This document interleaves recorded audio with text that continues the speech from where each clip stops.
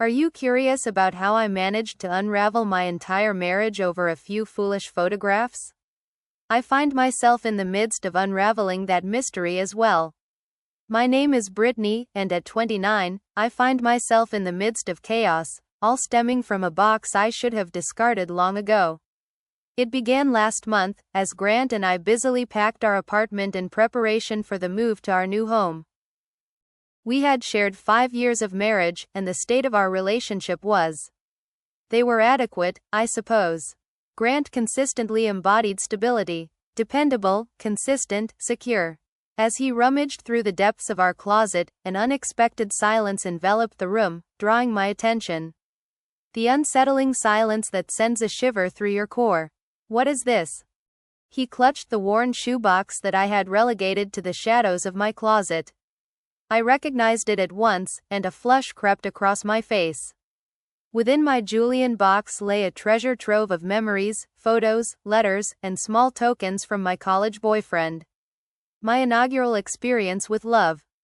"Oh, that's merely some relics from my college days," I remarked, attempting to maintain a nonchalant demeanor while inwardly berating myself for not concealing it more effectively. Grant opened it before I could intervene, and the expression on his face was simply transformed. He revealed a collection of photographs, a few of which displayed a bit more of Julian and me than my husband ought to witness. Images I explicitly assured Grant I had obliterated prior to our nuptials. "You mentioned you had disposed of all this," he said softly, sifting through concert tickets, birthday cards, and the delicate silver necklace Julian had gifted me on our first anniversary. I noticed the way Grant's shoulders tightened as he stumbled upon the handwritten letters. "It's not a big deal," I remarked, reaching for the box. "They are merely echoes of the past. It holds no significance." Yet, as the words escaped my lips, a part of me recognized the truth in their deception. What other reason could there be for me to have concealed those things for so long? Grant regarded me as though I had just delivered a stinging blow to his face. "If it holds no significance, then why did you choose to retain it? What compelled you to deceive me about disposing of it?" I found myself backed into a corner, instinctively bracing for a fight. "You seem to be taking this a bit too personally. It's merely a collection of vintage photographs and various items. This is woven into the fabric of my past. Am I really expected to act as if Julian never existed?" In that moment, Grant fell silent, merely shaking his head in response. "No, but I believed I was your past and future. Not just some guy from your college days." I let out an exasperated sigh, irritated that he was blowing this out of proportion when we had a whole apartment to pack up. Try to keep things in perspective. I'm not in communication with him or anything of the sort. Yet another deception. For years, I had been quietly tracking Julian's life through my hidden Instagram account. It was hardly necessary for Grant to be aware of that. The remainder of the day unfolded in a heavy silence as we busied ourselves with packing. I found myself in a state of anticipation, hoping that Grant would move past it, yet he hardly uttered a word to me during dinner. He barely cast a glance in my direction. As the hour of rest approached, he took hold of a pillow and declared his intention to slumber on the couch. "Honestly," I inquired, feeling a surge of irritation. "Are you truly this distressed over a few old keepsakes? It transcends the mere images, Brittany. You held onto them and deceived me about it. What other secrets are you keeping from me? If you were only aware." That night, I lay in bed by myself, feeling a twinge of annoyance at Grant's insecurity. In the shadows, my thoughts drifted to Julian, a name that had lingered in the recesses of my mind, now surfacing after a long absence. I found myself pondering what he might be engaged in these days. As of my last update, he was navigating the complexities of a divorce and had returned to our city. I certainly wasn't monitoring his every move or anything of the sort. When I awoke the next morning, Grant was already up and in the midst of packing. His eyes were edged with crimson, as if sleep had eluded him for far too long. I attempted to maintain a facade of normalcy, brewing coffee and engaging in light conversation about the impending move, yet he responded with nothing more than terse, one-word replies. Are we truly going to allow this ridiculous box to thwart our move? At long last, I posed the question. Grant fixed his gaze on me, holding it for what felt like an eternity. Do you ever find your thoughts drifting to him? He inquired softly. I did not tell the truth. That was an age past. I fail to understand why this situation is being blown out of proportion. So, what is the reason for holding on to everything? He was determined to hold on to this. I'm uncertain, Grant. Is it not simply because it belongs to me? Is it permissible for me to hold on to keepsakes?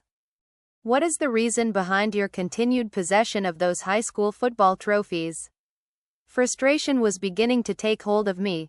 That's not the same thing, and you know it, he said, packing away a box of books with an intensity that suggested more than mere frustration. I simply turned and left. His behavior was utterly absurd, and I simply couldn't afford to indulge in it. We faced a myriad of tasks to complete before the relocation. As I made my way to the bedroom to gather more clothes, I instinctively reached for my phone and, without a second thought, accessed my hidden Instagram account. Julian shared a fresh snapshot from a chic eatery in the heart of downtown. He appeared quite dashing, truly exceptional. A smile crept across my face as I gazed at the screen, but I swiftly shut the app when I heard Grant's footsteps approaching down the hall. It would be untrue to claim that Julian has never crossed my mind. He was my entire world during college, 3 years filled with fervent, all-consuming love that I believed would endure for eternity. Our paths crossed during our sophomore year at a campus party, and in that moment, it felt like something straight out of a film. Julian exuded charisma and creativity, harboring grand ambitions to take the world by storm with his remarkable talent. Amidst the throng of admirers, he selected me as his companion. My feelings for Grant never compared to what I experienced with Julian. It may sound dreadful, I understand, yet it is indeed the reality. Julian and I parted ways when he received that incredible job offer on the other side of the country. He invited me to join him, yet I had just secured my first genuine job and was not willing to relinquish that opportunity. We had agreed to give long distance a shot, yet I chose to end it after just 3 months. The challenge proved to be insurmountable. A year later, I encountered Grant at work. He exuded a sense of steadiness, a reliability that was comforting, and his kindness felt authentic and sincere towards me. In the wake of the tumultuous journey with Julian, the steady rhythm of Grant's predictability offered a soothing balm. After 8 months of sharing our lives, we took the step to move in together, and a year later, we found ourselves engaged. Swift, yet it resonated perfectly in that moment. Yet, Julian remained a lingering presence in my life, never truly erased. I informed Grant that I was indeed keeping an eye on him, yet I discreetly monitored his activities through a clandestine Instagram account he remained oblivious to.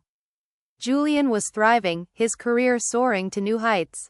His posts hinted at substantial earnings, far surpassing Grant, who remained stagnant in the same role for years. Grant's behavior had taken a peculiar turn in recent days, even prior to the discovery of the box. More reserved, more subdued. At times, I would find him lost in thought, gazing into the void, and he had begun to embark on these solitary, meandering walks. He referred to it as clearing his head, yet last week I discovered some antidepressant pills tucked away in his gym bag. I never brought them up to him. What was I meant to express? It felt simpler to merely act as if I had not laid eyes on them. That evening, I finally acted on a thought that had lingered in my mind for months. I reached out to Julian with a message. Just a laid-back, friendly note to say, "Hey there, noticed you're back in town.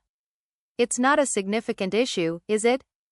Incorrect, for Julian's response was instantaneous, and the mere sight of his name appearing on my screen sent a thrill through my stomach that Grant had never achieved. Brittany Taylor, did you think you vanished without a trace? Is married life feeling a bit confining? You are no longer in the game. A smile crept across my face as I gazed at the screen. Something along those lines. How have you been faring? We exchanged messages for hours on end. I informed him of the relocation, yet conveniently omitted any reference to my contentment with Grant. Julian recounted the tale of his divorce, sharing how his former partner failed to grasp his aspirations and sought to reshape him. I recalled the moments when Grant seemed to attempt to reshape me, offering subtle remarks about my spending habits and the frequency of my social media posts. When I finally grasped the hour, I found Grant once more slumbering on the couch. Julian proposed that we meet for coffee to truly reconnect. I responded with enthusiasm, expressing my delight before setting my phone aside, a thrill coursing through me that I hadn't felt in years. The coffee rendezvous with Julian was intended to be brief and laid back, merely two old friends reconnecting. I informed Grant that I had plans to meet my colleague Ashley for lunch. The falsehood slipped from my lips with such ease that I found myself taken aback. After an hour of preparation, I found myself trying on 3 different outfits before finally choosing a dress that had long been tucked away in my closet. There was a Julian who had always taken a liking to me during our college days. I even unearthed the delicate silver necklace he had bestowed upon me. The one that resides within the confines of the memory box. As I caught sight of Julian lingering at the cafe, my heart performed an absurd little somersault.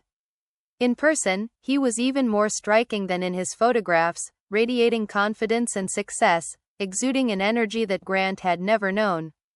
He embraced me for what felt like an eternity, and I surrendered to the moment. "There she stands," he remarked, his gaze sweeping over me with a smile that transported me back to my youthful days. "Marriage suits you beautifully, Britt." We slipped into conversation as if no time had elapsed. Julian shared stories of his company, his travels, and his new downtown condo. I caught myself minimizing my life with Grant, offering only ambiguous remarks about work and the relocation, steering clear of any mention of my husband whenever I could. "So, be honest," Julian said, leaning in close. "Do you find joy in your life?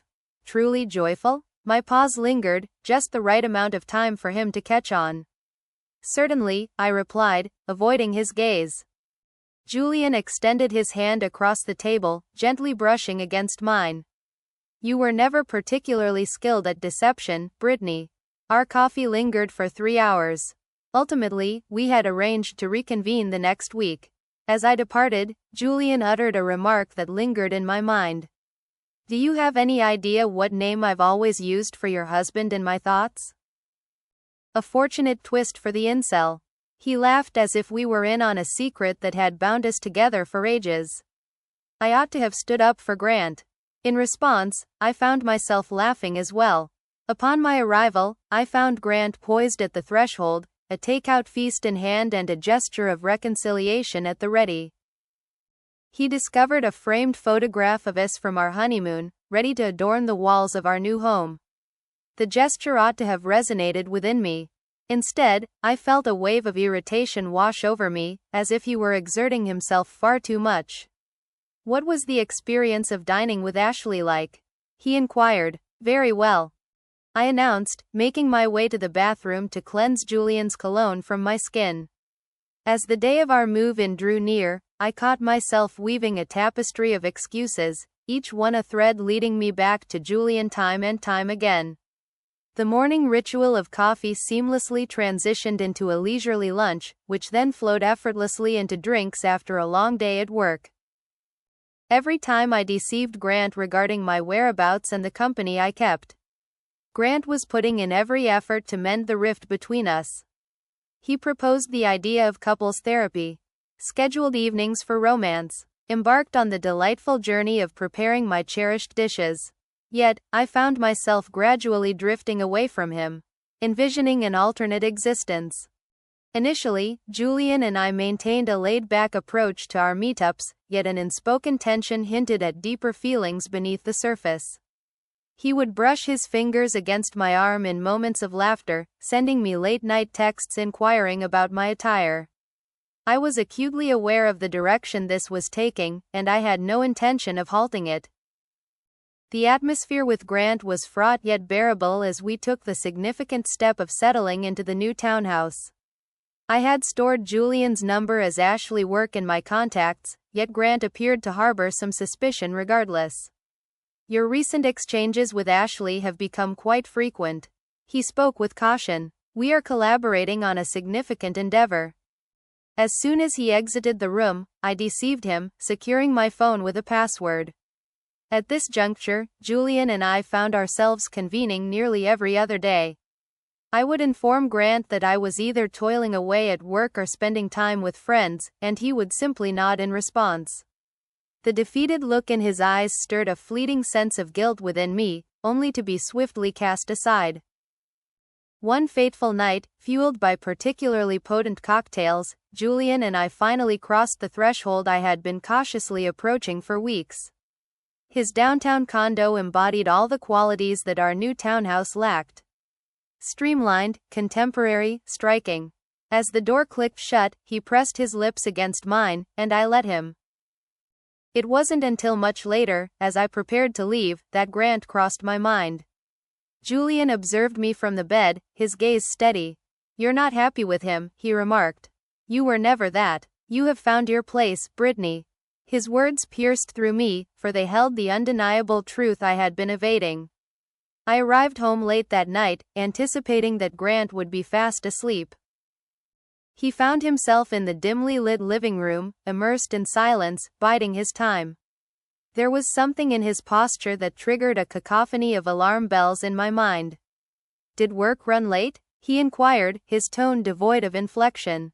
"Apologies, I should have reached out sooner."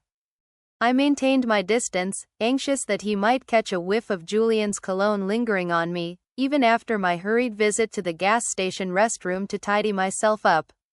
"It's amusing, really, as I swung by your office around 6, hoping to surprise you with dinner.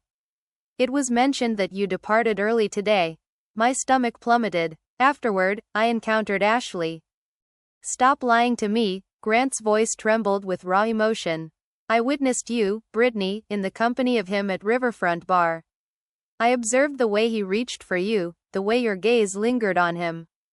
A chill coursed through me, as panic surged within my chest. "You decided to follow me?" "I was not obliged to follow you. As I was gathering with my brother for a drink, I caught sight of the two of you entering together." Grant's eyes bore the weight of sleepless nights, rimmed in red, while his hands trembled with an unsteady resolve. "For how long has this been unfolding?" Rather than expressing remorse or even recognizing my actions, I chose to take a confrontational stance. "This situation could have been avoided had you not exaggerated the importance of those trivial photos. You distanced yourself from me, Grant, instilling a sense of guilt within me for the life I once lived. What lies behind us?" Grant rose to his feet, his voice elevating with intensity. "This matter transcends your history. It concerns the present moment.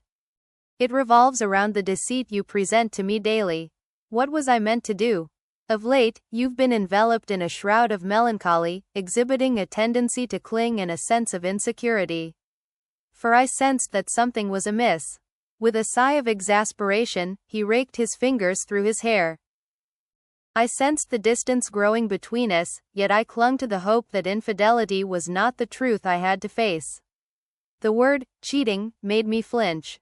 It rendered my actions in such a harsh light. I maintained that it wasn't the case. "Julian and I are rediscovering our friendship." Grant let out a harsh, mirthless laugh. "There's a depth in the way you two gazed at one another that transcends mere friendship." He retrieved his phone and revealed his hidden advantage, a snapshot of Julian and me as we made our way into his apartment building earlier that evening. "Have you been watching me from the shadows?" I inhaled sharply, reaching for his phone. "It was my brother who took it." He recalled seeing Julian in our wedding photos, the moment you identified him as your college friend. Grant's voice brimmed with a simmering intensity. "Were you ever planning to share the truth with me, or would you rather continue this endless deception?" A sense of entrapment enveloped me. "You're being a bit dramatic, we're merely—" "What exactly, Brittany? Merely sharing a slumber?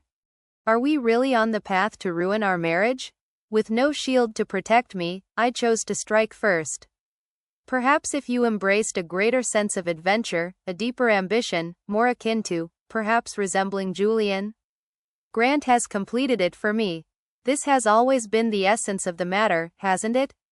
You have yet to move on from him. The truth lingered between us, palpable and heavy. The undeniable truth lay before me, tangible and irrefutable in his grasp. I believe I might be pregnant, I exclaimed, the untruth spilling forth in a moment of sheer desperation. Grant's expression turned utterly vacant. For an instant, I believed my desperate plea had succeeded, but then he gazed at me with a profound sorrow that left me breathless. It has been more than 3 months since we last shared a bed, Brittany. The week following Grant's discovery of my affair felt like a dream, disorienting and strange. He transferred his belongings into the spare bedroom, scarcely uttering a word to me. I lingered in anticipation, hoping he would erupt, call for a divorce, or take some action, yet he merely coexisted with me in a suffocating silence. Julian's eagerness to meet had waned, especially in light of my marriage unraveling. Perhaps we ought to take a step back for a while, he proposed as I reached out to him, tears streaming down my face after yet another dinner filled with silence alongside Grant. Only until you sort things out at home. It seemed as though I was on the brink of losing everything all at once. Grant was fading, and Julian was revealing his authentic self. He had relished the thrill of the pursuit, the tantalizing allure of our rekindled bond, but true commitment, that was not his desire. As the sun dipped below the horizon, Grant at last shattered the stillness that had enveloped him. I need some space to think, he said, as he carefully packed a small bag. I will be spending a few days with my brother. Are you really going to leave me? I inquired, a wave of fear washing over me at the thought of facing my decisions in solitude. I am carving out some space for myself. He made the necessary corrections to determine whether there remains anything worth salvaging in this situation. In his absence, I found myself yearning to connect with Julian, yet he seemed to be engulfed in the demands of work, the intricacies of life, and everything that kept him away from me. One evening, as I passed by his condo, I caught sight of him assisting a woman out of his car. She was striking, her laughter ringing out as she playfully touched his arm, reminiscent of the way I had just days earlier. Upon Grant's return a week later, he appeared transformed, exuding a sense of calm and newfound determination. He guided me to our kitchen table, his gaze sharp and intent in a manner I hadn't witnessed in months. I've come to a conclusion, he murmured softly. It's simple. You must sever all ties with Julian, erase those hidden social media accounts, I'm aware of their existence, and commit to marriage counseling, or I will walk away. A surge of indignation washed over me. Are you presenting me with an ultimatum?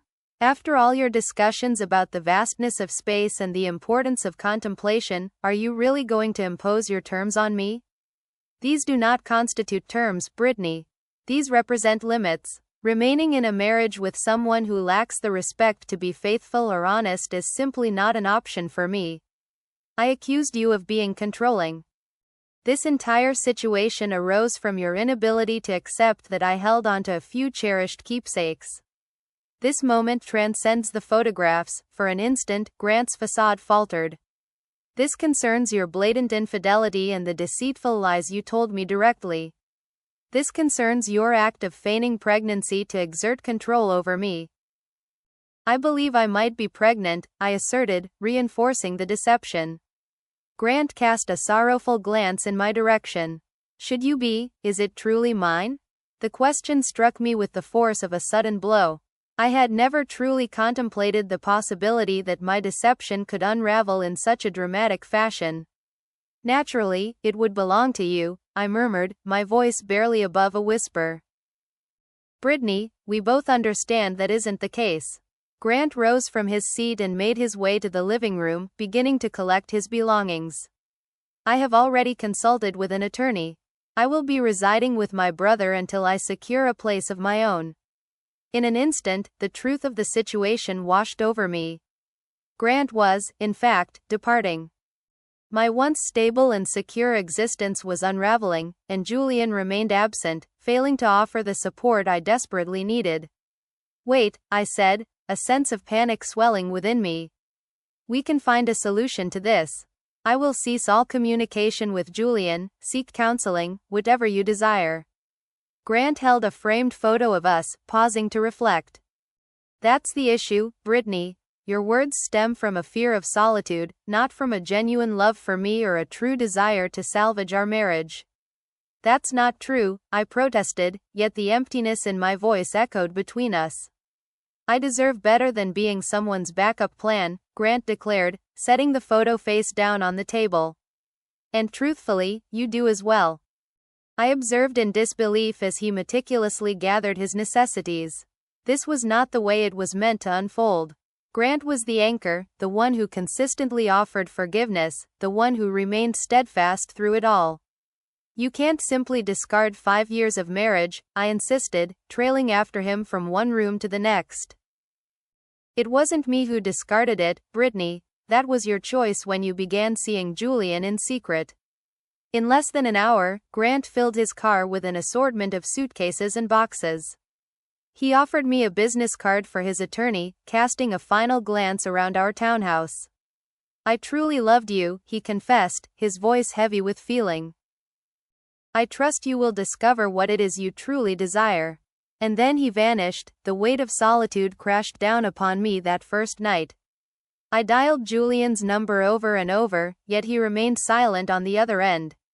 I made my way to his condo, only to be met with the doorman's refusal to grant me access. Mr. Reeves requested solitude, his expression revealing that I was far from the first woman he had dismissed. The following days enveloped me in a haze, as I turned a blind eye to work calls, lost in a sea of old photographs of Grant and myself, pondering how everything had unraveled in such a swift manner. The truth of my deception lay bare as my period arrived, shattering any remaining hope that Grant might return out of a sense of duty. Upon finally connecting with Julian, his reply struck me with a chilling nonchalance.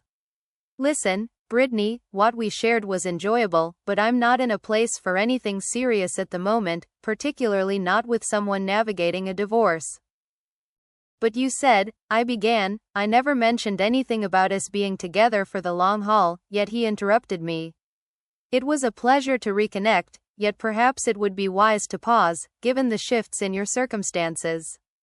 A wave of disbelief washed over me. You sought me out. You drew me away from my vows. Julian let out a hearty laugh. Come on, Britt, you were seeking a way out of that marriage long before I returned to town. I found myself in a position of convenience.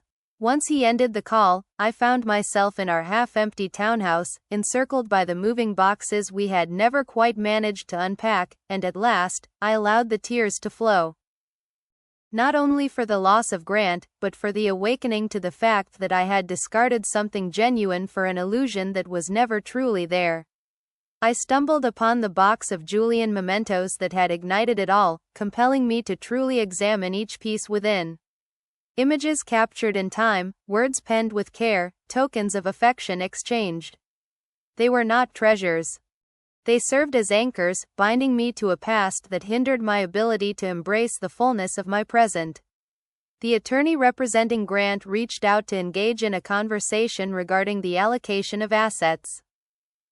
I discovered that Grant had been meticulously chronicling my affair for weeks, assembling a case complete with timestamps of my deceptions, photographs of my moments with Julian, and even screenshots of exchanges with our mutual friends where I spoke ill of Grant while glorifying Julian. I attempted to contact Grant personally, yearning for another opportunity now that Julian had exposed his genuine character. His reply came in the form of a solitary message. All further correspondence should be routed through our legal representatives. Alone in a space that once promised renewal, I grappled with the unraveling of what had seemed so right. It would be simple to cast blame on Julian for his seductive charm or to point fingers at Grant for his exaggerated response to the photos, yet in my moments of genuine reflection, I understood the reality. I had never truly devoted myself to Grant, as I lingered in the shadows of the past, perpetually pondering the possibilities of what could have been, rather than embracing the reality of what is. I had preserved those photographs and tokens, not merely as innocent souvenirs, but as vital connections to a relationship I had romanticized beyond the bounds of reality. Yet, despite this awareness, I found it difficult to fully embrace the weight of responsibility. Instead, I found solace in the notion that Grant and I were likely mismatched from the start. Julian had merely unveiled the fissures that had long existed beneath the surface. The photographs served merely as a convenient spark for a conclusion that was destined to unfold. As I carefully packed away the mementos, preparing to bid them farewell, I found myself pondering whether I would ever truly embrace the present rather than pursue the lingering shadows of my past. Honestly, I would say probably not. Yet, that is a conundrum destined for the future Brittany to unravel.